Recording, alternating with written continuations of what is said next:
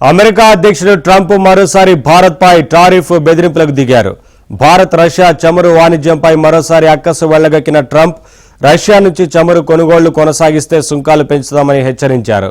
అమెరికాతో భారత్ వాణిజ్య లావాదేవీలు కొనసాగిస్తోందని, కాబట్టి తనను సంతోషపెట్టడం భారత్కు చాలా ముఖ్యమంటూ సంచలన వ్యాఖ్యలు చేశారు. అదే సమయంలో ప్రధాని మోదీని ట్రంప్ ప్రశంసించారు. మోదీ చాలా మంచి వ్యక్తి అంటూ కొనియాడారు.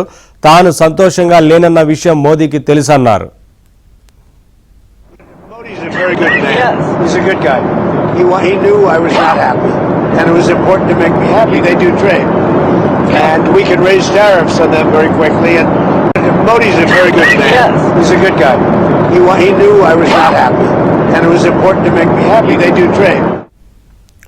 అప్డేట్స్ మా ఢిల్లీ బ్యూరో చీఫ్ కృష్ణ అందిస్తారు. కృష్ణ, మరొకసారి ట్రంప్ తీవ్రమైన వ్యాఖ్యలు చేసినట్లు కనిపిస్తా ఉంది కదా, ఈ టారిఫ్లకు సంబంధించి ఏంటి అప్డేట్స్? నరేష్, ప్రస్తుతం అమెరికా భారత్ మధ్య వివాదానికి ప్రధాన కారణం ఒకటే ఉంది.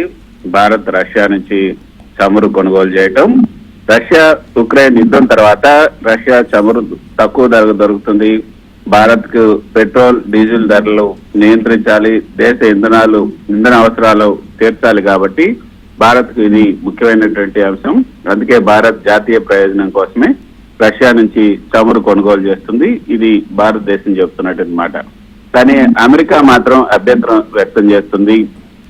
ఈ రష్యా చమురు కొనుగోలు చేస్తే రష్యాకి డబ్బు వస్తుంది, ఆ డబ్బుతో రష్యా యుద్ధం కొనసాగిస్తుంది. అందుకే రష్యాను ఒంటరి చేయాలంటే ఈ యొక్క చమురు కొనుగోలును నిలిపివేయాలని అమెరికా భావిస్తుంది. భారత్ పై కూడా అదే వైపు నుంచి ఒత్తిడి కూడా తీసుకురావాలని ట్రంప్ భావిస్తూ ఉన్నారు. సో ట్రంప్ చాలా స్పష్టంగా గతంలో కూడా చేశారు ఇటువంటి హెచ్చరికలే. ఇప్పుడు మళ్ళీ తాజాగా ఈ హెచ్చరికలు చేయటం, భారత్ రష్యా చమురు కొనుగోలు ఆపకపోతే భారత్ పైన వాణిజ్య సుంకాలు పెంచుతామని ఈ యొక్క స్పష్టంగా హెచ్చరించారు. కానీ భారత్ నుంచి అమెరికాకు వెళ్లే వస్తువుల పైన ఈ యొక్క వాణిజ్య సుంకాలు కనుక పెరిగితే ఎక్కువ పన్నులు వేసే అవకాశం ఉంటుంది. అలా చేస్తే భారత్ ఎగుమతులు కూడా ఎక్కువ ఖరీదయ్యే అవకాశం ఉంది, వ్యాపారానికి కొంత నష్టం జరిగే అవకాశం ఉంది. అయినా మోదీని మాత్రం ఆయన పొగిడారు. ఇది ట్రంప్ యొక్క రాజకీయ శైలి అని చెప్పొచ్చు. ఒకవైపు ప్రధాని మోదీ మంచి వ్యక్తి, అతనితో నాకు మంచి సంబంధం ఉంది అంటూనే, మరోవైపు ఈ విషయంలో నేను సంతోషంగా లేను, నన్ను సంతోషపెట్టడం భారత్ ముఖ్యం అంటూ, అంటే వ్యక్తిగతంగా ప్రశంసిస్తూనే వాణిజ్యపరంగా ఆయన ఒత్తిడి తీసుకొస్తున్నారు. అయితే ఇప్పుడు భారత్ అమెరికా మధ్య ట్రేడ్ డీల్ చర్చలు ఇంకా కొనసాగుతున్నాయి. రష్యా చమురు అంశం కారణంగా ఇవి కొంత బ్రేక్ పడింది. దీనికి ఇంకా ఫైనల్ ఒప్పందం అయితే కుదరలేదు.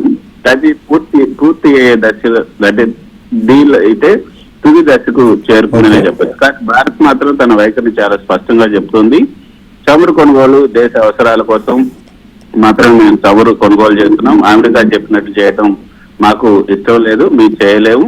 ఇతర దేశాల ఒత్తిడితో నిర్ణయాలు తీసుకోము. భారత్ కి తన స్వతంత్ర విదేశాంగ విధానం ఉంది, దాన్ని మాత్రమే పాటిస్తుంది. కాబట్టి ఎవరి ఒత్తిడికి కూడా మేము లొంగేది లేదంటూ భారత్ చాలా స్పష్టంగా చెప్తుంది. అయితే నరేష్, భారత్ కనుక రష్యా చమురు ఆపితే భారత్ కి చాలా నష్టాలు జరుగుతాయి. అదేవిధంగా దానివల్ల కలిగే లాభాలు కొంత అయినప్పటికీ కూడా నష్టాలు డైరెక్ట్ గా ప్రజల పైన ఎక్కువ నష్టాలు జరుగుతాయి. లాభాలు అమెరికా ఈ యొక్క పాశ్చాత్య దేశాలతో సంబంధాలు మెరుగుపడతాయి. అమెరికా యూరప్ కోరేది కూడా అయితే అలా చేస్తే అమెరికాతో ట్రేడ్ డీల్ త్వరగా పూర్తయ్యే అవకాశం ఉంది. టారిఫ్లు కూడా పెరగకుండా తప్పించుకోవచ్చు. విదేశీ పెట్టుబడులు ఎఫ్డిఐలో కూడా నమ్మకం పెరుగుతుంది. డిప్లొమాటిక్ గెయిన్ పొందొచ్చు.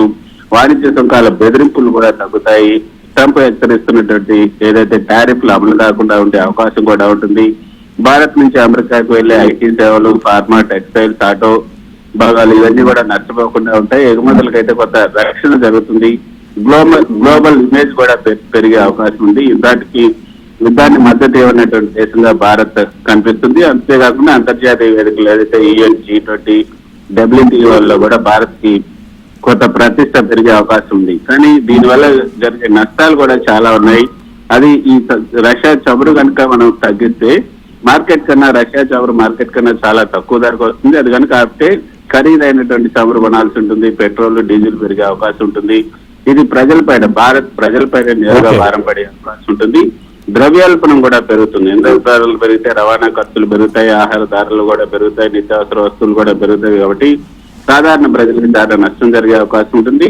అయితే ప్రభుత్వ ఖజానాపై కూడా ఒత్తిడి పెరుగుతుంది. ధరలు పెరగకుండా చూడాలంటే ప్రభుత్వం సబ్సిడీలు ఇవ్వాలి కాబట్టి దీనివల్ల ప్రభుత్వ వ్యయం పెరుగుతుంది. కాబట్టి ఈ ఫిస్కల్ డిఫిసిట్ పెరిగే అవకాశం ఉంటుంది, ఆర్థిక సమతుల్యత దెబ్బతినే అవకాశం ఉంటుంది. కాబట్టి రష్యాతో దీర్ఘకాల సంబంధాలు కూడా దెబ్బతినే అవకాశం ఉంది. రష్యా భారత్కి ఆయుధాలు, అణుశక్తి, అంతరిక్ష సాంకేతిక ఇవన్నీ కూడా ఇస్తుంది. ఒకవేళ ఈ చమురు కొనుగోలు ఆపితే రష్యా అసంతృప్తి వ్యక్తం చేస్తూ వ్యూహాత్మక భాగస్వామ్యం కూడా దెబ్బతినే ప్రమాదం ఉంది.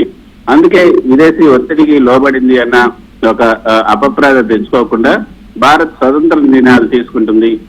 భవిష్యత్తులో కూడా ఇతర దేశాలు కూడా ఒత్తిడి పెంచే అవకాశం లేకుండా విదేశాంగ స్వతంత్రత పైన ఎటువంటి ఎవరు కూడా ప్రశ్నించకుండా ఉండేందుకు భారత్ అయితే ప్రయత్నం చేస్తుంది. మరి భారత్ దీనికి ఏ విధంగా సమాధానం ఇస్తుంది అన్నది కూడా ఈ రోజు తెలిసే అవకాశం ఉంటుంది. Naresh. Right, thank you Krishna, thanks for the updates.